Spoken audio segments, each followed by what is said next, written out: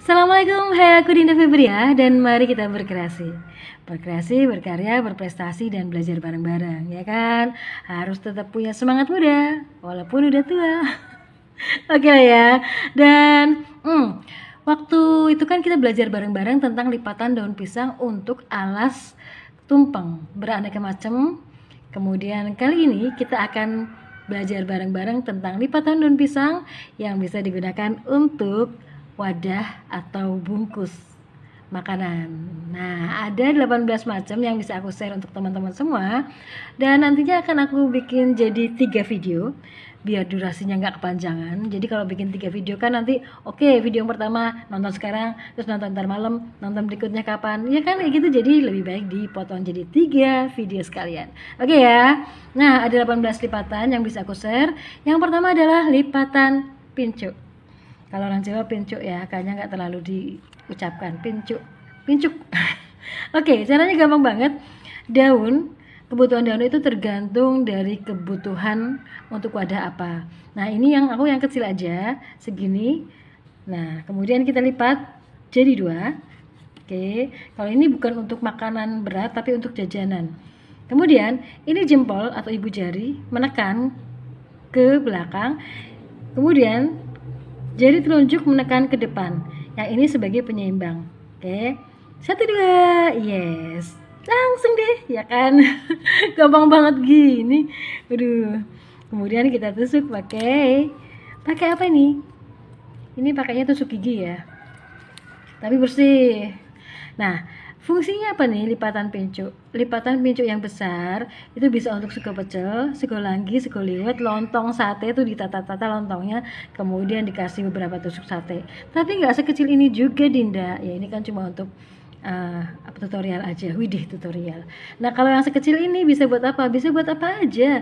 Bisa untuk jajanan-jajanan manis, itu kayak cenil, kemudian bisa untuk ketan juga, kemudian yang setipe lah ya, yang kayak gini tinggal ditusuk, terus tinggal makan deh, ya kan? Nah, ini kelemahannya dia nggak bisa berdiri sendiri, dia kurang mandiri dia. Manja, harusnya dipegang, disanggah seperti ini. Jadi sangat cocok untuk makanan-makanan yang biasanya dimakan di tempat. Maksudnya di warung atau di kedainya gitu, sambil mungkin ada yang berdiri ya, tapi walaupun berdiri nggak sopan sih. Duduk tapi seperti ini. Oke, makanya seperti ini. Rujak bebek atau rujak tumbuk yang dituk-tuk gitu buah. Kemudian ada ada ketelanya juga ya kalau rujak bebek itu biasanya. Nah, pakainya kayak gini, tinggal di sendok pakainya juga sendok ini loh, sendok daun seperti ini panjang, kemudian ditekuk, tinggal dimakan deh. Widih, sedap banget. Oke, ini lipatan pincuk. Aku bikinnya kecil. Monggo nanti disesuaikan dengan kebutuhan. Kalau untuk makanan besar berarti ukurannya lebih besar lagi. Kemudian ada lipatan pinjung. Lipatan pinjung gampang juga caranya. Seperti ini, kemudian kita ditekan ya, tapi nggak tengah banget. Ayo ke sini, ditekan seperti ini sampai ini meruncingkan ke belakang, ke depan nih. Kemudian kita putar. Oke, diputar seperti ini. Jelas ya, kelihatan ya. Kemudian kita masukkan adonan. Pura-puranya adonan. Waduh, jangan pura-pura Dinda. Sudah terlalu banyak orang berpura-pura. Oke lah ya, pura-pura. Setelah seperti ini, kemudian kita lipat. Oke, kita lipat seperti ini. Dan sisi sebelah kanan kita lipat ke kiri. Kemudian sisi sebelah kiri kita lipat ke kanan. Ya kan? Nah, tinggal bagian depan kita lipat kemana? Ke belakang dong, seperti ini. Oke, nah untuk rapinya ini sebenarnya udah rapi, tinggal ditusuk konde. Kok tusuk konde? Pakai ini, tinggal dirapikan pakai ini ya. Oke, ini diusahakan yang rapi dan nutup. Ditusuk seperti ini, pokoknya ditusuk deh ke sini ya. Atau bisa juga kalau ininya sisanya panjang, bisa dilipat ke dalam. Oke. Ini namanya lipatan pinjung. Ada lipatan sepertinya nih. Kan cantik.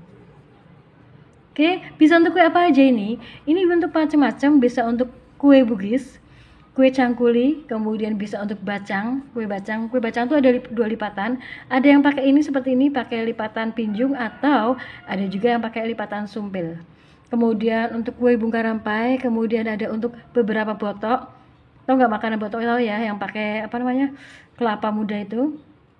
Kemudian bisa untuk putri mandi atau mendut ya. Kemudian ada koci-koci. Macam-macam deh yang bisa dibikin seperti ini. Oh, kalau di Brebes ada klemet. Klemet, terus ada papais. Kalau di Sundaan macam-macam lah ya pokoknya.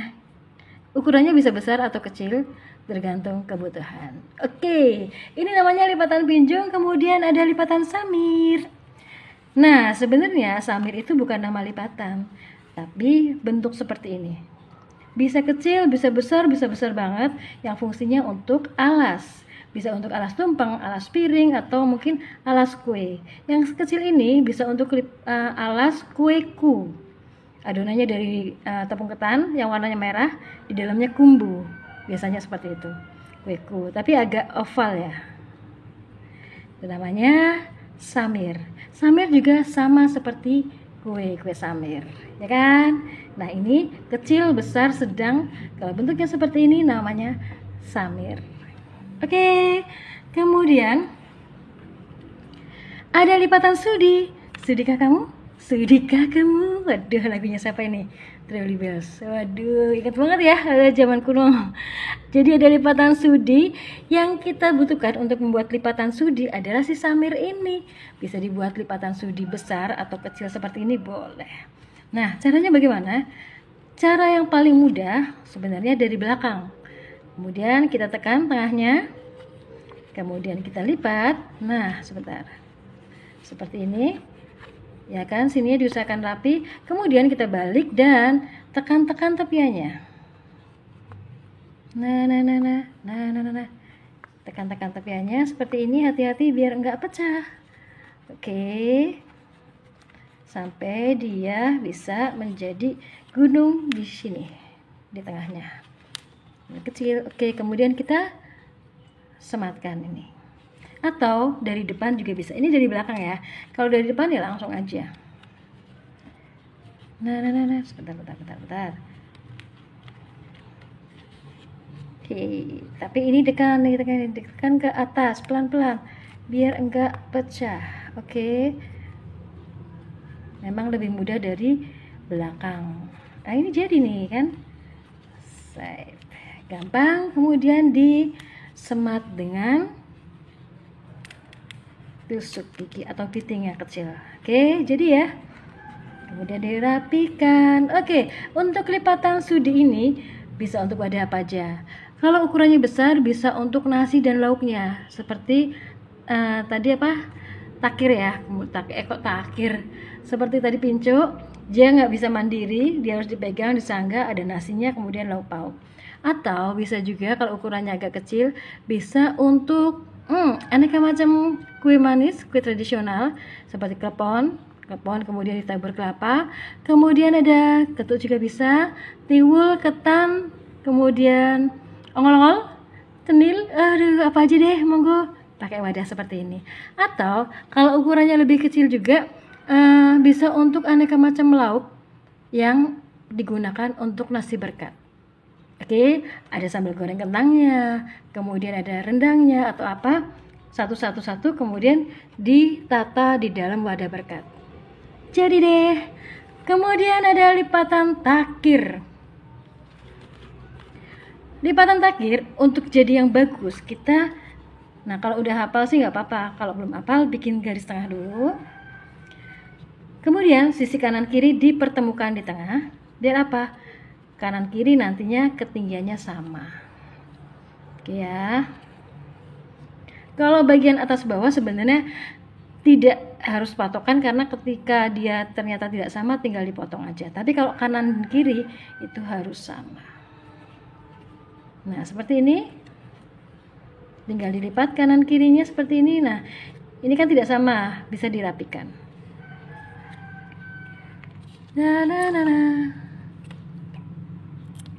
Sebentar, aku potong dulu ininya.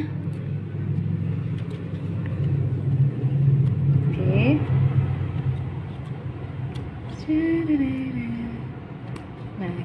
sekali.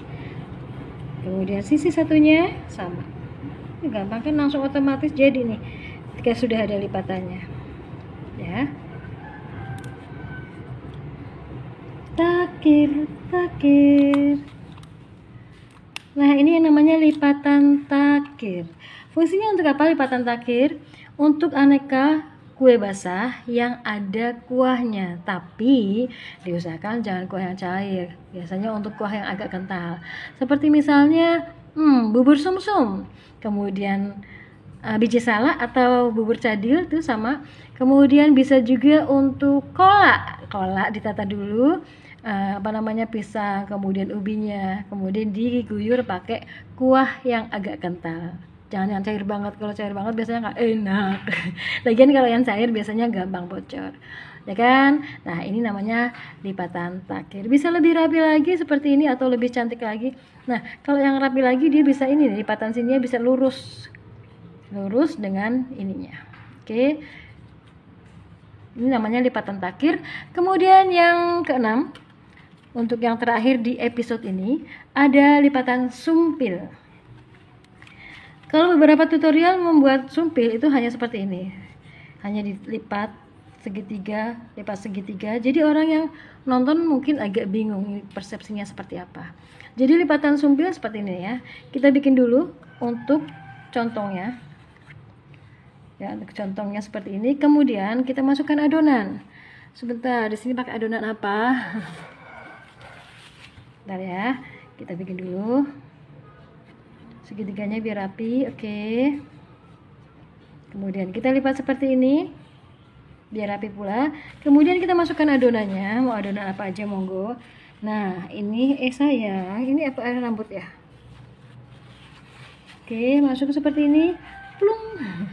Ini adonannya mau adonan apa wis monggo. Kemudian setelah seperti ini kita lipat lagi bentuk segitiga seperti ini, dirapi ujung kanan kiri atas bawahnya. Kemudian dilipat lagi seperti ini. Kemudian di ujung boleh disematkan dengan disematkan dengan piting atau dimasukkan ke dalam.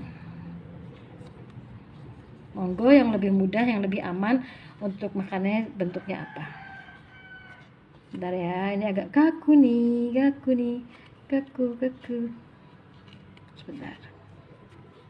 Nah, dimasukkan seperti ini. Kemudian dirapikan. Oke. Nah, lipatan sumpil ini biasanya bisa digunakan untuk bisa untuk lupis atau untuk tempe yang biasa dibacem, tapi ukurannya nggak sekecil ini, agak gedean dikit ya, terus agak tembem juga, agak tebel. Nah, bisa juga untuk nagasari yang bentuk segitiga, tapi nagasari biasanya kebanyakan bentuknya kotak. Nah, ini bisa juga bentuk seperti ini, ya kan? Kemudian bentuk apa lagi? Oh iya, bisa untuk bacang juga ada yang bentuknya seperti ini segitiga, tapi banyak juga yang pakai lipatan pinjung atau lipatan seperti ini bisa. Oke?